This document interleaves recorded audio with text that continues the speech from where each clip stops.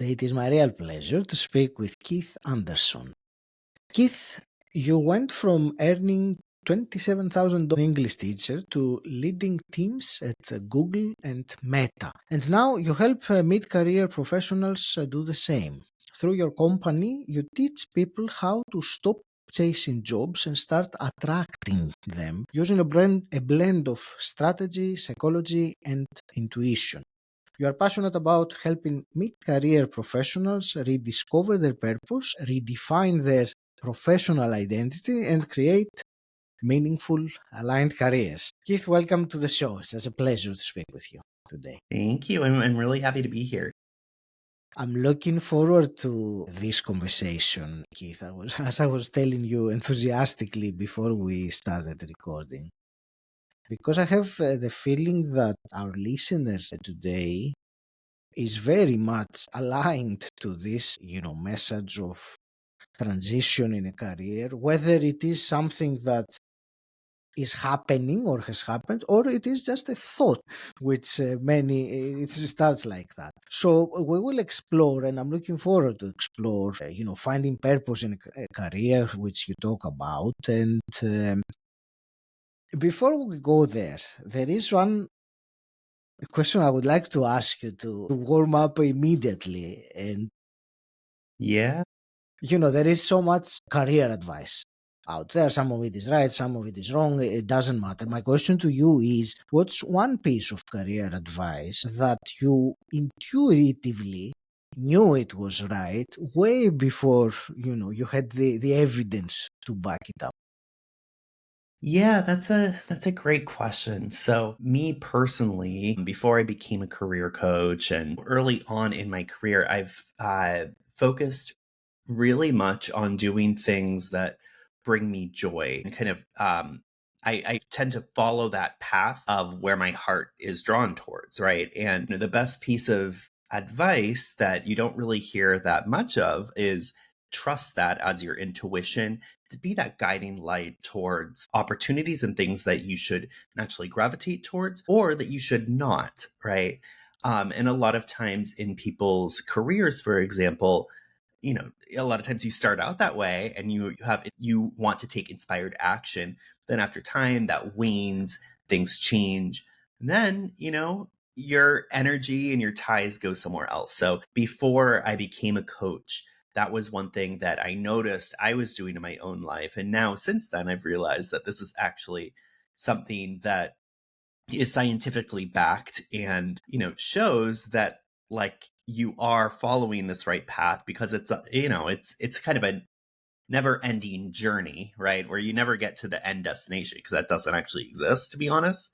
It's just like going through different phases of your life and figuring things out that way. Great way of looking at it as phases in our life, and it is the way it is really, but many don't see it like that. You have to take it like an outside perspective of Yeah. life. There is something that I read that you've said, and I would like to start asking with that because I find it interesting. And before I do, I will just give this as let's say preface to this conversation, assuming that our listening right now, and that's why I said that there is probably a lot of alignment. So I'm assuming that who's listening now is in the brink of a transition or would like a transition or in the middle of a transition. And when I say transition, I mean professionally mainly, but personal, professional, I have found that sometimes they intertwine very much. So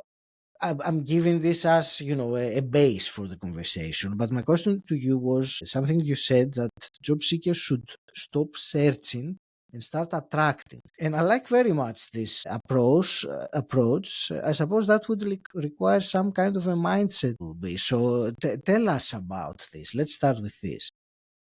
Yeah, for sure. So essentially the idea behind job attraction and career attraction is basically seeing your life as a mirror, right? All the things that you are thinking, feeling about yourself, about your career, they're showing up in the physical world, right? So if you're unhappy with yourself, then that's what's appearing right in front of you, right? So It's about changing the script first inside. And then that is the impetus and the driver for making the shifts happening on the outside. And once you start doing that, your energy changes, right? People start noticing your energy. When working with me in particular, like I show you the techniques to really create more of like a magnetic perspective that you have online and in other elements, so that you have the language, the neuroscience backed and linguistic backed scientific approaches embedded within your profile and your visual brand to actually like draw people in. So it's a mix of like this kind of inner working, right, that you're doing, but it's also like really focused on like what are particular competence markers and warmth markers that are used that actually incite people to your tribe, essentially, to come find you and want to work with you or have you work with them. So yeah, that's essentially what it is. And there's a lot more to talk about there, but at a high level, that's what. Sure, and I liked what you said about changing the script inside, which is a very, it's a great or a description actually. When I hear that, the script inside, there is something that comes to my mind that is a strong, let's say, factor that people who are in transition have trouble with, and that is identities. You know, the internal script, the script inside, as you were saying, identity can. I would like to hear whether they are linked, and then I would like to ask you a bit more about identity. And when I say identity, I mean professional identity that, you know, someone might have been working for 20 years in a work that becomes a very integral part of who they are as a personality. Yeah. Yeah, definitely. I mean, I think like these pieces that are inside of us and who we are over time, they can feel almost permanent, right? Like this is me, which I experienced too. I was a teacher for 8 years, and I um, felt like Keith equals teacher, right? Whether partially I consciously knew that, but subconsciously it was kind of another deep level of identity that I didn't realize. And I Mm-hmm. mean, I think like with that and understanding who you are, we all have different identities, right? We all have different sides of ourselves. So for me, when I transitioned from teaching into landing my first role at Google, yeah, I had to do a lot of, I guess you could say, soul searching or re-identifying all of these different pieces of me, not just teaching as my professional identity, but these other great aspects that I bring to a professional workplace. And I just bring to people that I work with naturally up to surface. But, besides that, I think like the big thing with all of us is that we're not one dimensional. We're not a career path. We are not a job. We're so much bigger than that. And, this, for example, for me, as you said earlier, I went from teaching all the way up to leadership roles at Meta, DoorDash, Calibrate, and then worked at Uber, Google, all these places, right?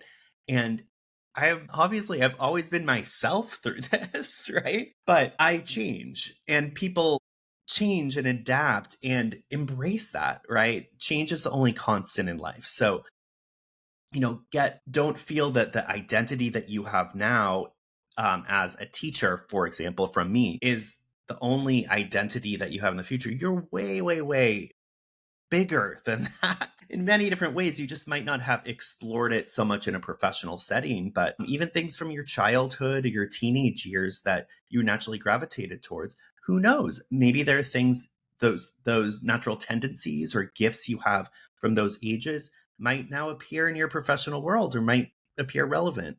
It's things aren't as linear as we like to think sometimes, or how society tells us, right? And we need to kind of embrace that approach.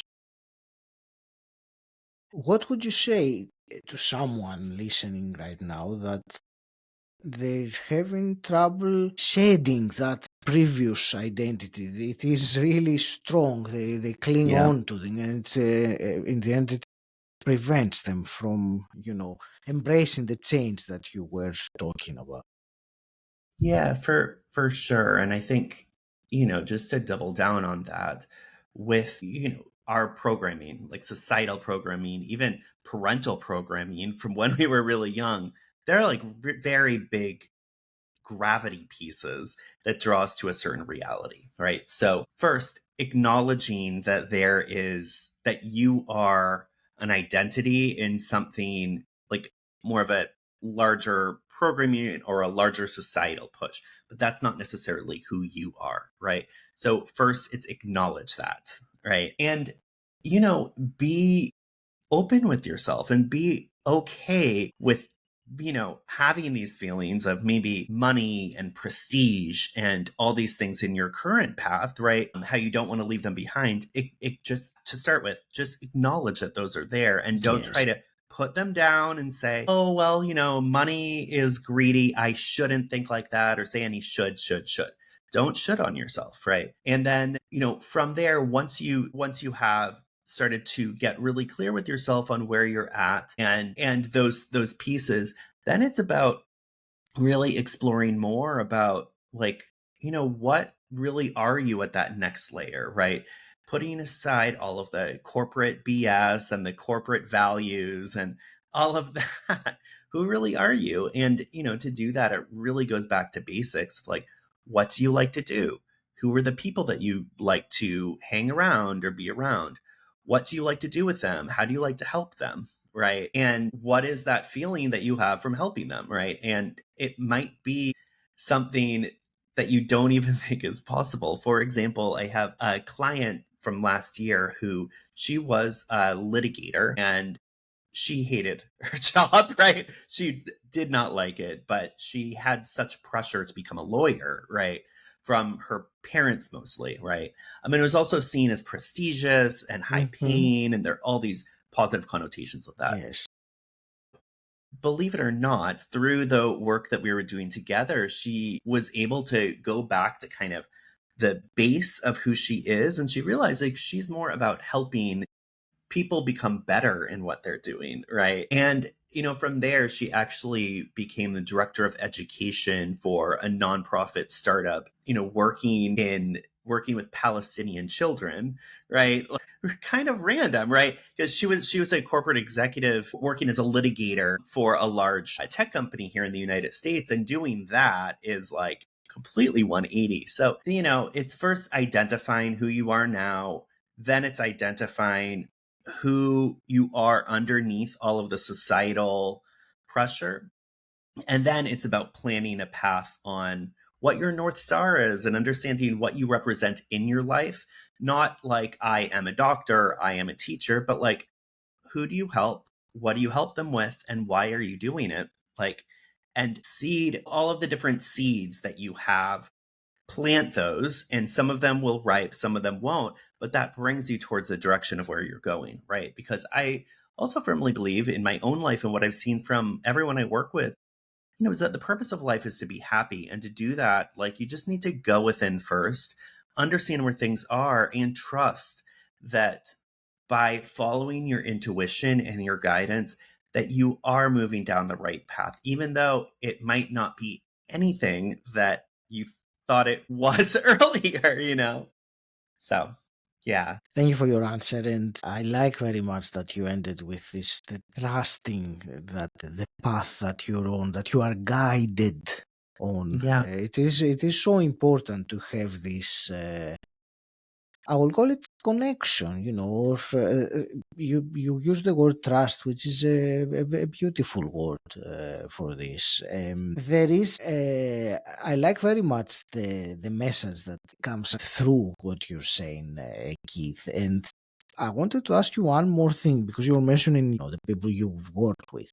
So, out of the many people that you help them to make major, career transitions, what would you say is one commonality amongst those that have the biggest success? Which, Yeah, for sure. So I tend to work with folks who are drawn to move into tech tech industry or who are looking to move out of the tech industry, right? Okay. So that tends to be the folks that I work with. And from there, the one kind of underlying piece that I see most of them have is kind of the first stage that we were just talking about, realizing that like these things of money, prestige, and other people's impression of them, that's fleeting and it's not making them feel good. Like, sure, it's great to be acknowledged as being a high performer or what have you, but at the end of the day, they're not feeling fulfilled in what they're doing. Yes. So, and it's interesting because I haven't thought about it in this exact way, but a lot of it is like coming to a practitioner to kind of help them like find their light, find a new path for them, and or not for them, with them. Mm-hmm. And starting when we work together, it starts out very exploratory, right? Like, what if, right? And what are different things out there? Because we don't know what we don't know. So it's looking at all these different paths and seeing just what ones might sound interesting. And then from there, then we start doing career experiments and understanding what actually does it mean to do whatever these other paths are that seem interesting, right? And then from there, it's identifying the North Star and then building out what does that mean, right? What are the actionable steps that you need to take to get to these milestones, right? Mm-hmm. Because at the end of the day, it's yes, mindset is kind of the foundation of everything. Your inner work is the foundation, but nothing will happen if you don't take action. So like action is the most important thing after you get clear with yourself. Otherwise, you're just thinking, you know? For sure. And you said the word inspired action there, or directed action, I Yeah. would also say, because just taking action without a clear direction where you're going is not necessarily a good idea. Right. Exactly. There is, I will bringing again back to, the transition or people that are thinking of transition. And there is especially in our time, it's very much prevalent more and more, and that is AI. It has been certainly changed so many things and changing, Mm, and I think we have only seen the tip of the iceberg. yeah. In terms of the job finding or career transition in sectors, what do you think is the human skill that we really must cultivate much, much more to stay relevant in an AI dominating environment?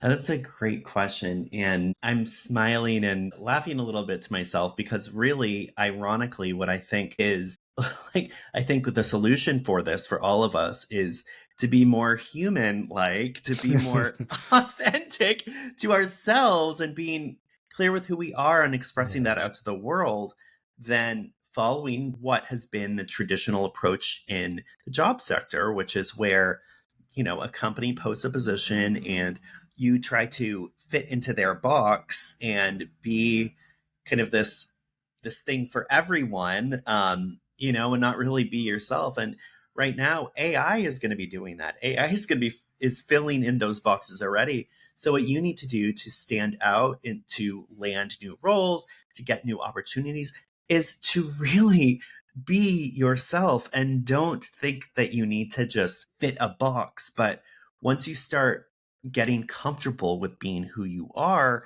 and expressing that and knowing your worth, then things start to come to you, right? And I also do want to say that you're very right when you say AI has really changed the game, right? In the job market, a lot of people are fearful of this. Right. It's interesting. I actually am not fearful of it at all. Mm. And I actually think that there's a lot of great things that are coming from it. Right.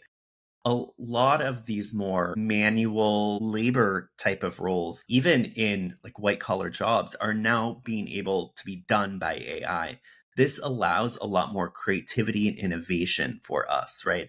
Where we as humans can focus on these bigger pictures, strategic thinking. So if you don't find yourself naturally gravitating towards those things, this is the time for you to develop those pieces that are more higher level in terms of your thinking, your contributions, and what you bring to organizations or really to the world, right? In what you bring. So, again, it's ironic because how to position yourself in a world of AI is to not like position yourself as an individual. Yes, using AI, right? Like, don't try to push it aside, but you need to be different than AI. And with our the job market and fitting into what companies say they want, that's not going to get you there because AI can do a lot of that. That's great. And you said be yourself. I wrote also be authentic, which sounded like you didn't use Yeah. that word, but it sounded very much like that. So thank you. It's a great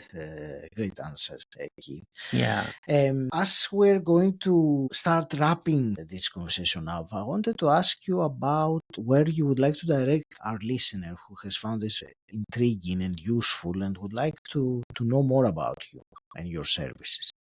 Yeah, for sure. So, in particular, I work with people who have, who are either in career transitions or who are thinking of transitioning into something that's more aligned with who they are, whether they have a clear direction of where that is or not.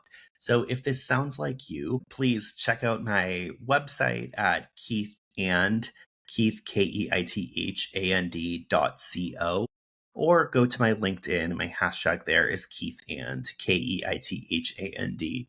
And there, look at every day I post content at 9 a.m. Eastern Standard Time in Boston, where I'm based, and see if the messages there resonate with you. If so, I offer a complimentary 30-minute consultation. So hop on my calendar and we can talk and, we can see how we can either partner together or how I can help you with where you're at in your journey so you're able to move more quickly in the direction where you want to go, which time and money are both currency, and time is something you can't get back. So, you know, it's always be thinking that time is such a valuable piece of what you have to give back. So let's make sure that if we do work together or when you see, what I'm doing, that we take that time piece in as well too. So anyway, let me know if you are interested in talking more, if my message resonates with you. For all you listeners out there,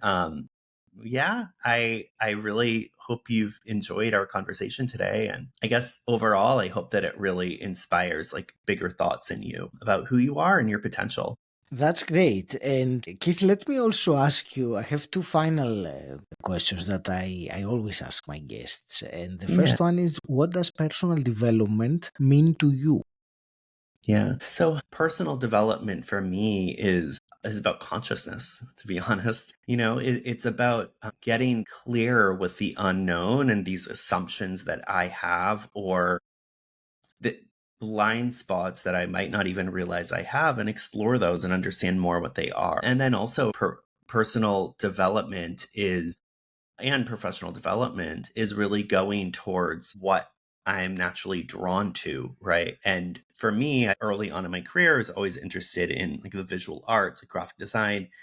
I started taking classes in that just on a whim, and that became something that became my profession later on. So these things you might not have a reason or a purpose for them, like for this big strategy in the future, but these things, once you start following these things that you're just drawn to, who knows, they naturally kind of appear up in other places in your life later on. You see me nodding because I agree completely. Thank you. And Yeah. Keith, a hypothetical question. If you could go back in time and meet your 18-year-old self, what's one piece of advice you would give him?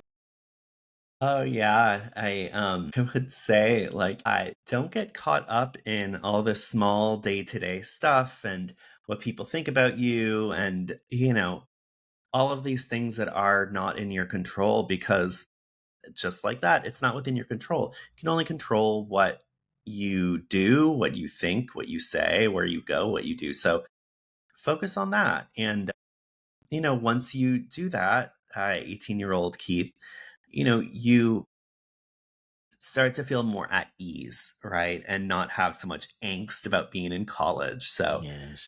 give yourself grace, Keith, and focus on yourself, not on trying to make other people think differently of you. So, yeah. That's great.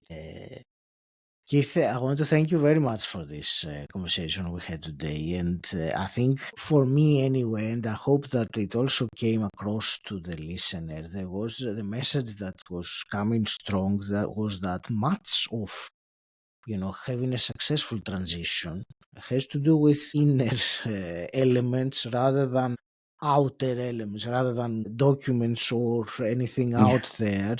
This, you mentioned some words like intuition or being drawn to or things like that. So for me, that was a very clear, let's say, undertone in your message. So thank you for this. I want to wish you all the very best with continuing your mission, and I will leave it to you for your parting wisdom to the listener. Yeah. Well, thank you. Thank you, everyone, for listening. And, you know, I very much agree that from this half an hour or so podcast episode, I hope that, you know, you got that following your guidance, your inner system that brings you joy, that brings you towards inspired action is the path to take. And even though life might seem really complicated and there's all of these things going around, things that you could do, should do, all of that, it doesn't need to be that complex, right? Once you start listening to yourself, things you start to learn how to feel how to gravitate towards what it works best for you. So I hope that you take that away, and live a have a wonderful day. And if you're interested in this more, just reach out to me. You have all the information that we talked about earlier to do so. So yeah, thank you everyone for listening.